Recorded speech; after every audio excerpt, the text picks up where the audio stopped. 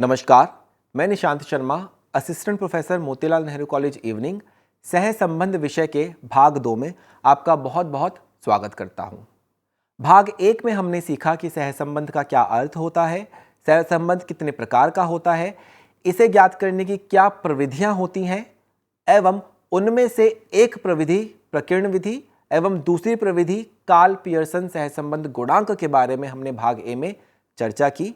तो चलिए इस चर्चा को आगे बढ़ाते हैं और बात करते हैं कार्ल पियर्सन का सहसंबंध गुणांक प्राप्त करने की पद विचलन विधि के बारे में।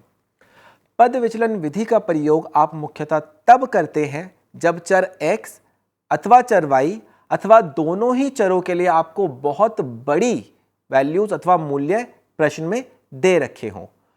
उस स्थिति में या उस अवस्था के अंदर सामान्य सूत्र का इस्तेमाल कर भी आप सहसंबंध गुणांक को प्राप्त कर सकते हैं, किंतु आपकी गणनाएं बहुत बड़ी हो जाती हैं।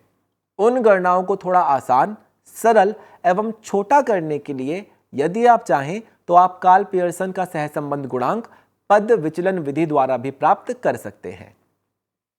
क्योंकि सहसंबंध गुणांक का यह गुण है कि यह उद्गम में होने वाले परिवर्तन अथवा पैमाने में होने वाले परिवर्तन से प्रभावित नहीं होता, तो चाहे आप x व y के बीच में सहसंबंध गुणांक प्राप्त कीजिए अथवा बदली हुई वैल्यूज u व v में सहसंबंध प्राप्त कीजिए, दोनों का ही मान समान रहेगा।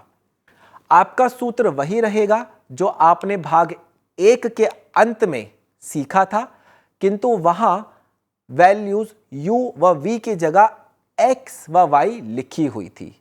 तो अब आपके सूत्र में जहां जहां x व y का इस्तेमाल किया गया था प्रत्यक्ष विधि में, वहां वहां आप u व v का इस्तेमाल करेंगे। इस u को ज्ञात करने के लिए आप x की वैल्यूज में से कोई भी एक माप जिसको आप उसका कल्पित माध्य मान सकते हैं घटा दीजिएगा एवं प्राप्त मूल्य को किसी भी एक समान कारक से भाग कीजिएगा। अर्थात u बराबर होगा x घटा a बटा c के। इसी प्रकार यदि आपको v के मूल्य ज्ञात करने हैं तो आप y में से उसके कल्पित माध्य को घटाकर उस मूल्य को भाग कर दीजिए किसी समान कारक k से, अर्थात v बराबर y घटा b बटा k। तो आपको प्राप्त हो जाएंगी u व v की वैल्यूज। देखते हैं किस प्रकार से पद विचलन विधि का प्रयोग करके आप कार्ल पियर्सन का सहसंबंध गुणांक प्राप्त कर सकते हैं। तो यदि आपको एक प्रश्न दिया है जहां पर आपको बोला जाता है कि निम्नलिखित आंकड़े एक कंपनी के पिछले 10 महीनों की लागत एवं बिक्री से संबंधित हैं एवं इन दोनों आंकड़ों के बीच में आपको सहसंबंध गुणांक ज्ञात करना है, तो यदि आप चाहें तो इस प्रश्न को पहले भाग 1 में सिखाए गए सूत्रों का इस्तेमाल कर भी हल कर सकते हैं, किंतु यदि आप अपने प्रश्न को पहले से थोड़ा सरल बनाना चाहें तो आप पद विचलन विधि का इस्तेमाल कर सकते हैं। किसी भी विधि का इस्तेमाल करने के लिए सबसे पहली जरूरी चीज है कि आपको उसके सूत्र को सामने लिख लीजिए। तो सूत्र आप स्क्रीन पर लिखा हुआ देख सकते हैं, आर एक्स वाई बराबर है आर यू वी के, जिसका सूत्र है सिग्मा यू वी घटा सिग्मा यू के साथ सिग्मा वी की गुणा और उस मूल्य को भाग किया गया है n से। उसके बाद इस पूरी राशि को, इस पूरे मूल्य को भाग दिया गया है x की स्टैंडर्ड डेविएशन एवं y की स्टैंडर्ड डेविएशन से। लेकिन यह स्टैंडर्ड डेविएशन का डायरेक्ट फॉर्मूला नहीं है, क्योंकि यहां पर आप x और y को परिवर्तित कर चुके हैं u एवं v में। यदि आप देखेंगे पहले कॉलम में आपने चरों की ओरिजिनल वैल्यूज, जो मान आपको दे रखा था प्रश्न में वही लिखा है। इसी तरह से दूसरे कॉलम में भी आपने चरों की ओरिजिनल वैल्यूज, जो मान आपको दे रखा था वही आपने लिखा है। तीसरे कॉलम में यदि बात करें किस तरह से आप u के मानों को कैलकुलेट कर सकते हैं, तो इसका छोटा सा सूत्र आपको साथ में लिखा हुआ दिखाई देगा, x घटा a बटा h। आप h बोल लीजिए, c बोल लीजिए, k बोल लीजिए, कोई फर्क नहीं पड़ता, यह कोई भी स्थिर कारक है। तो आप इसको c बोल लीजिए या h बोल लीजिए, कोई फर्क नहीं पड़ेगा। y घटा b बटा d बोल लीजिए या k बोल लीजिए, उससे कोई फर्क नहीं पड़ेगा। तो इस प्रश्न के अंदर लागत के लिए कल्पित माध्य 60 लिया गया है एवं बिक्री के लिए भी कल्पित माध्य 60 लिया गया है। लागत के केस में समान कारक 4 एवं बिक्री के केस में समान कारक 3 लिया गया है। यदि अब आप x घटा a बटा h अथवा c करते हैं तो पहले के केस में फर्स्ट केस में आपको क्या प्राप्त होगा? x की वैल्यू है 44, इस 44 से आप घटा करेंगे 60 और एवं उसको भाग करेंगे 4 से, तो 44 घटा 60 भाग 4 आपको घटा 4 प्राप्त होगा। इसी तरह से 80 घटा 60 बटा 4 आपको 5 प्राप्त होगा। 76 घटा 60 बटा 4 आपको 4 प्राप्त होगा। 48 घटा 60 बटा 4 आपको घटा 3 प्राप्त होगा। एवं इसी तरह से आप बाकी मानों की भी गणना कर सकते हैं। सब मानों की गणना करने के बाद उसका कुल योग आपको 5 प्राप्त होता है। तो u का कुल योग आपको 5 प्राप्त हो गया, जिसका इस्तेमाल आप अपने सूत्र में सहसंबंध गुणांक प्राप्त करने के लिए कर सकते हैं। बिल्कुल इसी ही तरह अब हम y के लिए v की गणना करने की कोशिश करेंगे। तो v की गणना करने के लिए आप y घटा b बटा d, आप d बोल लीजिए, इसको k बोल लीजिए, उससे कोई फर्क नहीं पड़ता। y घटा b बटा d, y की वैल्यू अगर पहला मान आप y का देखेंगे तो वो 48 है।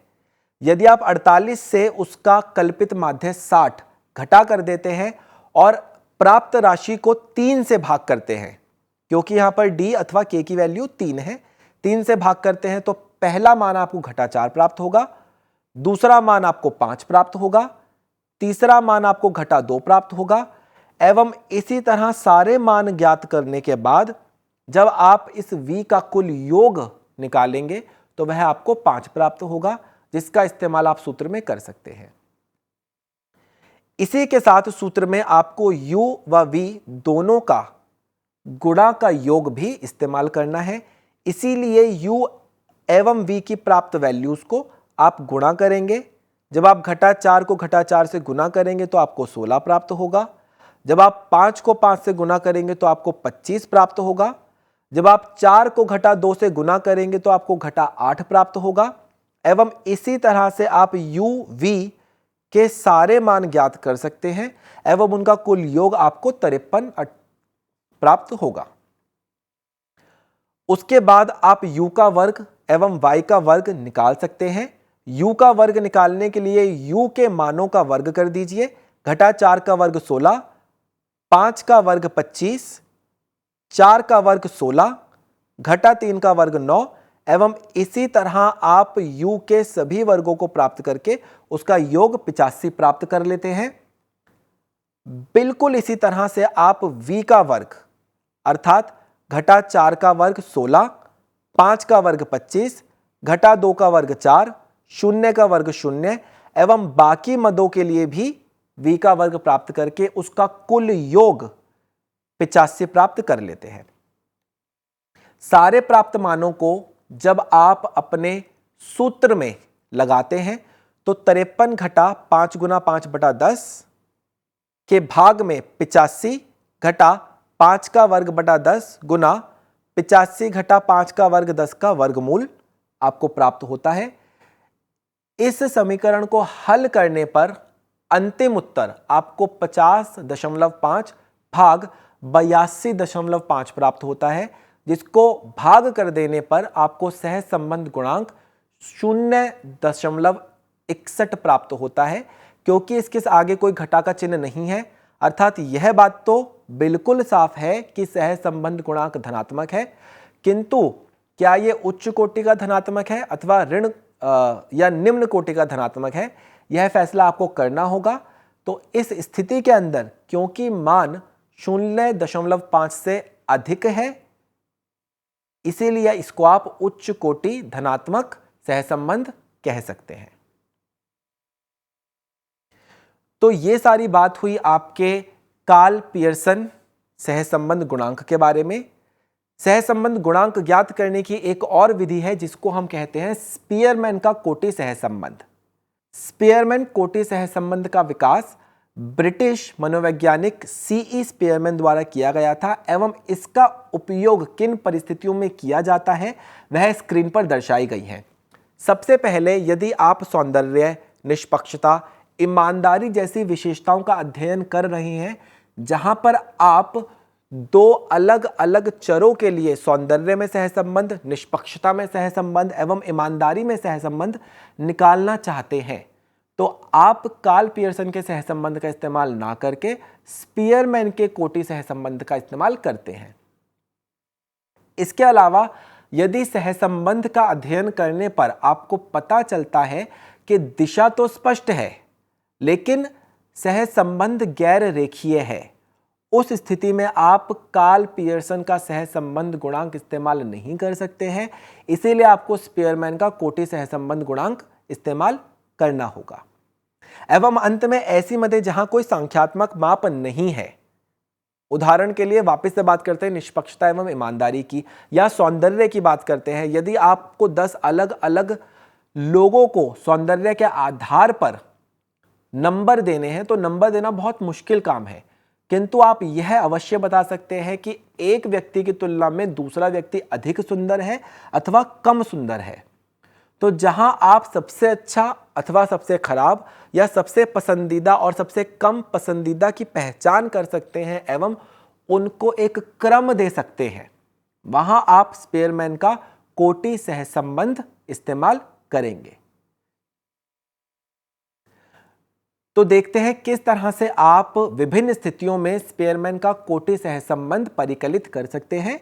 स्थिति 1 व स्थिति 2 एक दूसरे से बहुत ज्यादा संबंधित हैं। स्थिति 1 वह स्थिति है जब आपको कोटियां अथवा रैंक्स क्वेश्चन में सवाल में दे रखी हो, एवं स्थिति 2 वो स्थिति है जहां आपको कोटियां नहीं दी गई हो। तो स्थिति 1 एवं स्थिति 2 दोनों को ही हम एक सूत्र की सहायता से समझने की कोशिश करेंगे एवं उसका एक उदाहरण भी लेंगे जहां पहले हम कोटियां असाइन करेंगे, कोटियां अलॉट करेंगे और उसके बाद हम सूत्र का इस्तेमाल करके स्पीयरमैन का कोटि सहसंबंध ज्ञात करेंगे। तो दोनों ही स्थितियों में आप देखेंगे कि आपका सूत्र बिल्कुल सेम है। R बराबर है 1 घटा 6 सिग्मा डी स्क्वायर भाग n गुना n स्क्वायर माइनस 1 के, जहां पर R आपका सहसंबंध गुणांक है, D आपके दो अलग अलग चरों के लिए अलग अलग जो रैंक्स दी गई हैं, जो क्रम दिए गए हैं, उनके बीच का अंतर है, n आपके अवलोकनों की संख्या है। और जिस तरह से कार्ल पियर्सन का सहसंबंध गुणांक घटा 1 से नीचे एवं जमा 1 से ऊपर नहीं हो सकता था, बिल्कुल उसी तरह से आप स्पीयरमैन का कोटि सहसंबंध भी परिकलित करते समय यह बात ध्यान रखें कि यह भी घटा 1 से नीचे एवं जमा 1 से ऊपर नहीं हो सकता। एक उदाहरण की सहायता से स्पीयरमैन के कोटि सहसंबंध की गणना करना हम सीख सकते हैं। मान लीजिए प्रश्न में आपको x व y चर के मूल्य दे रखे हैं। x के मूल्य आपको दे रखे हैं 53, 98, 95, 81, 75, 61, 59 एवं 55। चर y के मूल्य आपको दे रखे हैं 47, 25, 32, 37, 30, 40, 39 एवं 45। अब Rx कॉलम जो आपको दिखाई दे रहा है, ये Rx कॉलम किस तरह से आप प्राप्त कर सकते हैं। मान लीजिए अभी आपके प्रश्न में ये Rx कॉलम नहीं है, ना ही ये Ry कॉलम है। Rx कॉलम दर्शाता है कि x को आप क्या क्रम दे रहे हैं, Ry कॉलम दर्शाता है कि y को आप क्या क्रम दे रहे हैं अथवा क्या रैंक्स असाइन कर रहे हैं। तो रैंक या क्रम देना आपकी इच्छा पर निर्भर करता है। इस प्रश्न के अंदर x की सबसे छोटी वैल्यू को हमने पहली रैंक असाइन की है। यदि आप x के मानों को देखेंगे तो 53, 98, 95, 81, 75, 61, 59 एवं 55 में सबसे छोटा मान 53 है जिसको रैंक 1 दी गई है। उसके बाद का मान 55 है जिसे रैंक 2 दी गई है। उसके बाद का मान 59 है जिसको रैंक 3 दी गई है। उसके बाद का मान 61 है जिसको रैंक 4 दी गई है। उसके बाद का मान 75 है जिसको रैंक 5 दी गई है। उसके बाद का मान 81 है जिसको रैंक 6 दी गई है। उसके बाद का मान 95 है जिसको रैंक 7 दी गई है। एवं अंत में 98 जो सबसे बड़ा मान है उसको अंतिम रैंक अथवा क्रम 8 दिया गया है। तो ये क्रम आपने खुद देना है, आप ये खुद असाइन करेंगे। इसी तरह से y को जब आप क्रम देना शुरू करेंगे तो सबसे छोटी वैल्यू 25 को आपने पहला क्रम दिया, उसके बाद उससे अगली बड़ी वैल्यू 30 को आपने दूसरा क्रम दिया, 32 को आपने तीसरा क्रम दिया, 37 को आपने चौथा क्रम दिया, 39 को आपने पांचवा क्रम दिया, 40 को आपने छठा क्रम दिया, 45 को आपने सातवां क्रम दिया एवं 47 को आपने सबसे अंत में क्रम संख्या 8 दी। क्रम संख्याएं देने के बाद आप इन क्रम संख्याओं के बीच का अंतर ज्ञात करेंगे जिसको d के द्वारा दर्शाया जाता है। d ज्ञात करने के लिए आप rx घटा ry कर सकते हैं अथवा ry घटा rx कर सकते हैं। आपके उत्तर पर इसका कोई प्रभाव नहीं पड़ेगा।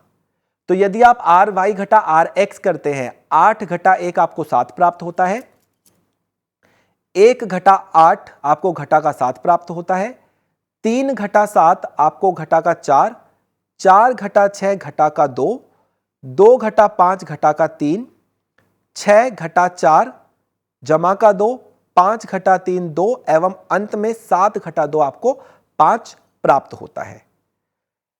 d के सभी मूल्यों का आप वर्ग कर लेंगे क्योंकि सूत्र के अंदर आपको सिग्मा d स्क्वायर का इस्तेमाल करना है। इन सब का वर्ग करने के बाद आप उन वर्गों का कुल योग प्राप्त करेंगे जो कि हमारे सवाल में, हमारे प्रश्न में 160 प्राप्त हो रहा है। सूत्र लिखने के बाद उस सूत्र के अंदर आप उन सभी मूल्यों को रख देंगे जो आपने इस तालिका के अंदर ज्ञात किए हैं।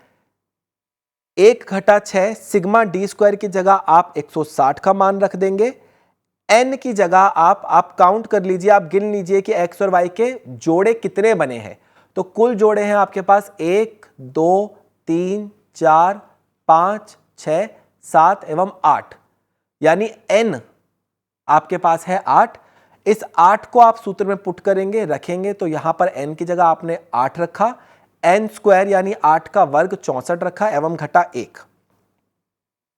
इसको जब आप हल करेंगे तो आपको प्राप्त होता है r बराबर 1 घटा 40 बटा 21 और अंतिम उत्तर जो आपको प्राप्त होता है वह है घटा का 0.905, अर्थात कोटि सहसंबंध ऋणात्मक है एवं क्योंकि ये घटा 0.5 एवं घटा 1 के बीच में है इसलिए इसे उच्च स्तर का ऋणात्मक कोटि सहसंबंध कहा जाएगा। तो यह बात हुई आपकी स्थिति 1 एवं स्थिति 2 के अंदर किस तरह से आप कोटि सहसंबंध को ज्ञात कर सकते हैं। किंतु एक तीसरी स्थिति भी पैदा होती है जहां पर कई बार कोटियों को दोहराया गया हो। उदाहरण के लिए मान लीजिए कि 2 अलग अलग जज हैं जो अलग अलग लोगों को उनके सौंदर्य के आधार पर क्रम आवंटित कर रहे हैं। अब कई बार ऐसा हो सकता है कि एक जज इतना ज्यादा परेशान हो जाए कि उनको 2 अलग अलग प्रतिस्पर्धी बराबर सुंदर लगे या बराबर निष्पक्ष लगे और वो दोनों को ही एक समान क्रम अथवा रैंक देना चाहते हैं। तो ऐसा करना पूर्णतः संभव है, किंतु उस स्थिति के अंदर यदि आप कोटि सहसंबंध का परिकलन करेंगे तो आपके सूत्र में थोड़ा परिवर्तन हो जाएगा। आपका सूत्र पहले जो 1 घटा 6 सिग्मा d स्क्वायर बटा n के साथ n स्क्वायर माइनस 1 था, उसके साथ अब एक अलग फैक्टर, ये जो आप देख सकते हैं 1/12 m क्यूब माइनस m, उसके बाद दोबारा 1/12 m क्यूब माइनस m, ये एक अलग से फैक्टर साथ में जुड़ जाएगा और तब तक जुड़ता रहेगा जब तक आपकी कोटियों को दोहराया गया है। d का अर्थ यहां पर भी दोनों ही श्रेणियों के क्रमों के बीच का अंतर है। देखते हैं किस तरह से आप इन स्थितियों में अपने सूत्र से कोटि सहसंबंध ज्ञात कर सकते हैं। मान लीजिए आपको चर x की निम्नलिखित वैल्यू एवं चर y की निम्नलिखित वैल्यू दे रखी हैं। चर x की वैल्यू 15, 20, 28, 12, 40, 60, 20 एवं 80 है। चर y की वैल्यूज अथवा मान 40, 30, 50, 30, 20, 10, 30 एवं 60 है। तो सबसे पहले आपको इन चरों को चर x व चर y के लिए क्रम आवंटित करने हैं। तो पहले बात करते हैं किस प्रकार से आप x के चर को अलग अलग क्रम आवंटित करेंगे अथवा किस तरह से आप इनको रैंक्स असाइन करेंगे। तो सबसे छोटे वैल्यू को आपने रैंक 1 दिया, 12 के बाद अगली वैल्यू जो नजर आ रही है वह है 15, उसको आपने क्रम 2 आवंटित किया। उसके बाद जो वैल्यू नजर आ रही है वह है 20, किंतु 20 की पुनरावृत्ति नीचे भी एक बार हो रही है, अर्थात 20 2 बार इस डेटा के अंदर आ रहा है। अब सामान्य तौर पर आपको एक चर को रैंक 3 एवं दूसरे चर को रैंक 4 देनी चाहिए थी, किंतु यदि वैल्यूज समान है तो आप रैंक को टाई कर सकते हैं, रैंक को बराबर दोनों में बांट सकते हैं। किन रैंक्स को? तीसरे नंबर की रैंक एवं चौथे नंबर की रैंक को। तो यदि आप तीसरे और चौथे को जोड़कर 2 से भाग कर दें, आपको प्राप्त होगा 3.5। तो दोनों ही संख्याओं को आप 3.5 एवं 3.5 की रैंक असाइन कर देंगे। तीसरे और चौथे नंबर की रैंक का इस्तेमाल होने के बाद अगला नंबर जो नजर आता है वह है 28, जिसको आपने रैंक 5 असाइन की है। उसके बाद 40 को आपने रैंक 6 असाइन की है, 60 को आपने रैंक 7 असाइन की है एवं 80 को आपने रैंक 8 आवंटित अथवा असाइन की है। इसी तरह से जब आप y चर के लिए क्रम आवंटित करेंगे तो सबसे छोटी संख्या 10 को आप पहली श्रेणी अथवा पहला क्रम आवंटित कर देंगे। 10 के बाद अगली संख्या 20 को दूसरा, 20 के बाद अगली संख्या है 30, किंतु 30 की पुनरावृत्ति इस डेटा सेट में इन आंकड़ों में 3 बार हुई है, अर्थात रैंक 3, 4 एवं 5 के लिए टाई हो गया है।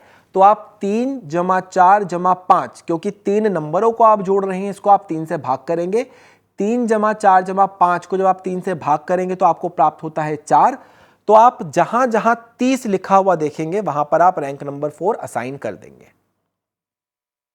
अब रैंक नंबर 3, 4 और 5 का इस्तेमाल हो चुका है, इसलिए अगली रैंक 40 को 6 असाइन की जाएगी एवं 50 को 7 एवं 60 को 8 नंबर की रैंक प्रदान की जाएगी। उसके बाद आपके सवाल करने का तरीका बिल्कुल वही है जो आपने अभी सीखा है। आप पहले इन श्रेणियों का अंतर ज्ञात करेंगे जिसको d कहा जाएगा एवं उस d का वर्ग प्राप्त करेंगे जिसको d स्क्वायर कहा जाएगा। सूत्र के अंदर सबसे पहले आपको d स्क्वायर का टोटल अथवा योग चाहिए, जो कि 81.5 आपको प्राप्त हो जाएगा। जब इन मानों को आप अपने सूत्र में उठाकर रखेंगे तो अंत में आपको r का मूल्य प्राप्त हो जाएगा। देखते हैं किस तरह से आप इन मानों का इस्तेमाल अपने सूत्र में कर सकते हैं। सूत्र आपका वही है, r बराबर 1 - 6 सिग्मा d स्क्वायर प्लस 1/12 यानी 1/12 के साथ एक फैक्टर है m³ - m का। उसके साथ फिर दोबारा एक फैक्टर है 1/12 m³ - m का, और ये m³ - m के साथ 1/12 का फैक्टर तब तक जुड़ता जाएगा जब तक आपकी रैंक्स में टाई होता जाएगा।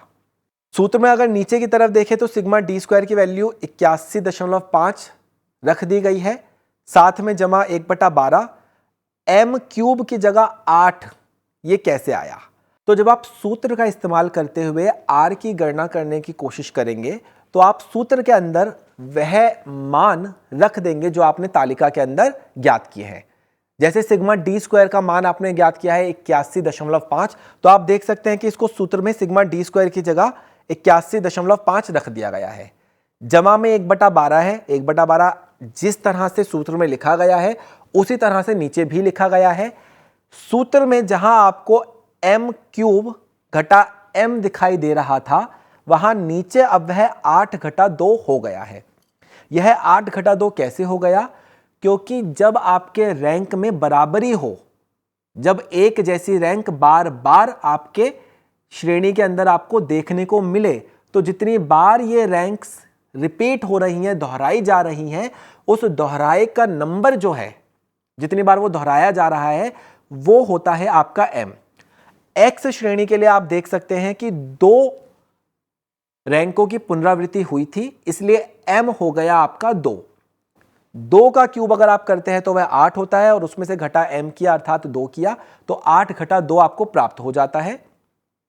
सूत्र में आगे बढ़ते हैं जहां जमा 1/12 के साथ दोबारा आपको वही factor m cube minus m देखने को मिलता है। अब पहले 2 रैंक्स के बारे में जब उनके दोहराने की जो उनकी पुनरावृत्ति हुई थी उसको आप पहले फैक्टर में समावेशित कर चुके हो।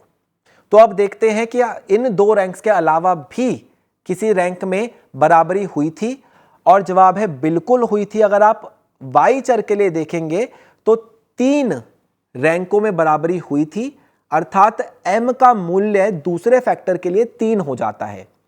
तो 3 का क्यूब 27 है जिसमें से आप घटा करेंगे m को जो कि 3 है तो आपको प्राप्त होता है 1/12 के साथ 27 घटा 3।